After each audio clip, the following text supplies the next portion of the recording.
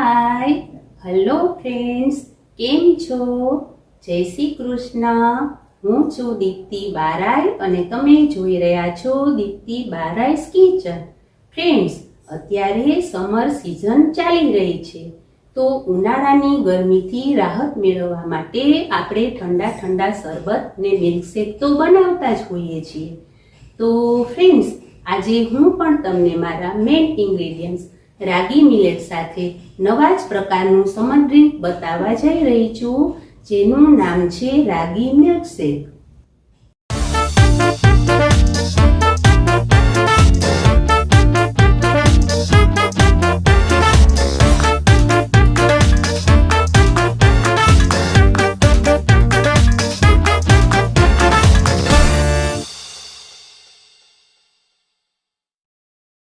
તો ફ્રેન્ડ્સ, સૌપ્રથમ આપણે રાગી મિલ્કશેક બનાવવા માટેના ઇન્ગ્રેડિયન્ટ્સ જોઈ લઈએ.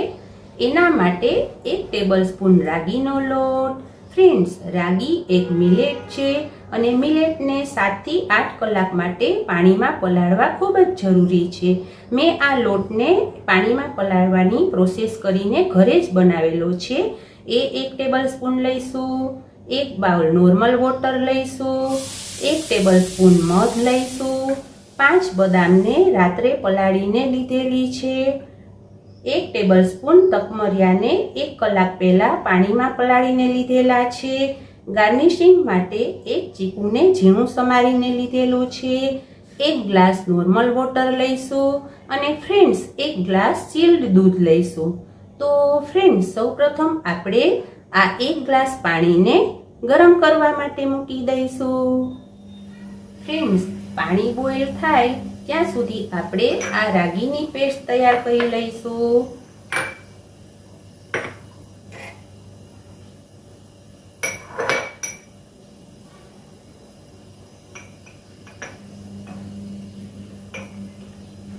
આ રીતે થોડું પાણી એડ કરીને પેસ્ટ તૈયાર કરી લઈશું.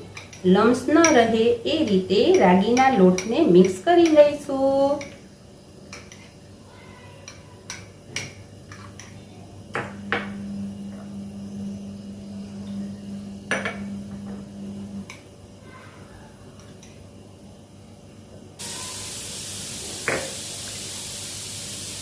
જુઓ ફ્રેન્ડ્સ, આ પાણી ઉકળી ગયું છે.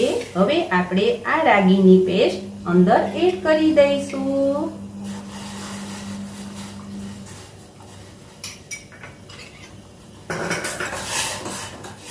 હવે આપણે આ રીતે સતત ચલાવતા રહીશું.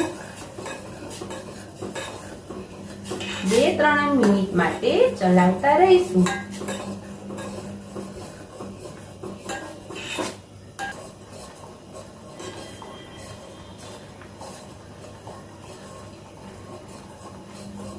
બે મિનિટ બાદ ગેસની ફ્લેમ બંધ કરી દઈશું.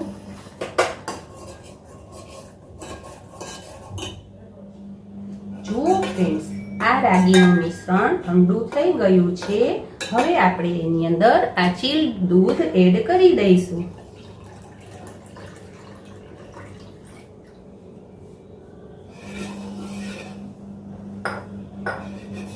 ત્યારબાદ આ રીતે મિક્સ કરી લઈશું. ત્યારબાદ એમાં 1 ટેબલસ્પૂન મધ એડ કરી દઈશું. ફ્રેન્ડ્સ, મધ એન્ટીઓક્સિડન્ટ છે અને આપણી સ્કિનને પણ ચમકીલી રાખે છે. ત્યારબાદ આ રીતે ચલાવી લઈશું. ફ્રેન્ડ્સ, ત્યારબાદ આ 5 નંગ બદામને ઓવરનાઇટ પલાળેલી છે એ એમાં એડ કરી દઈશું. ફ્રેન્ડ્સ, પલાળેલી બદામમાં પ્રોટીન અને કેલ્શિયમની માત્રા સારા પ્રમાણમાં હોય છે, જે આપણા હાડકાની મજબૂતી માટે ખૂબ જ જરૂરી છે. ફ્રેન્ડ્સ, હવે આપણે રાગી મિલ્કશેક બનાવવા માટે આ રાગીના મિશ્રણને એક મિક્સર જારની અંદર એડ કરી દઈશું અને ચર્ન કરી લઈશું.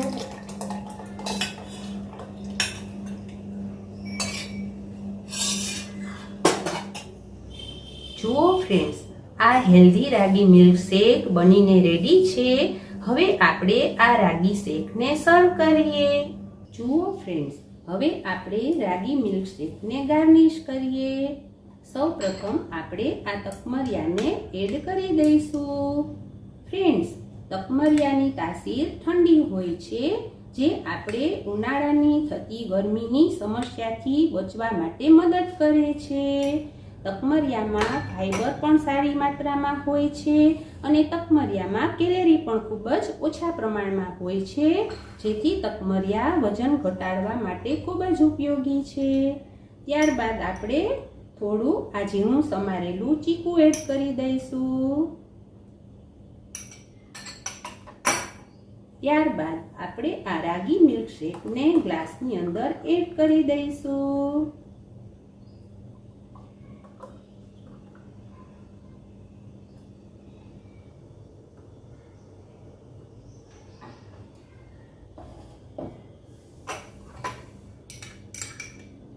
ફરી પાછું તકમરિયાથી ગાર્નિશ કરીશું.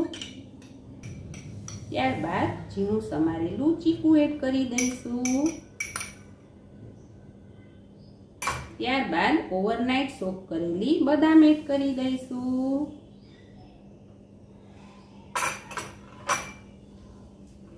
જુઓ ફ્રેન્ડ્સ, આ રાગી મિલ્ક શેક બનીને રેડી છે. હવે આપણે આ રાગી મિલ્ક શેકનો આનંદ માણીએ.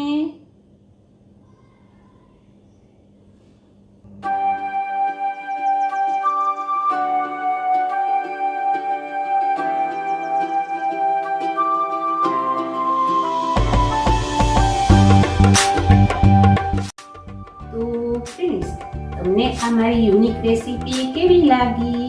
હા ફ્રેન્ડ્સ, જો તમને આ મારી યુનિક અને હેલ્ધી રેસીપી ગમી હોય તો મારી ચેનલને લાઈક કરજો અને સબસ્ક્રાઇબ કરજો.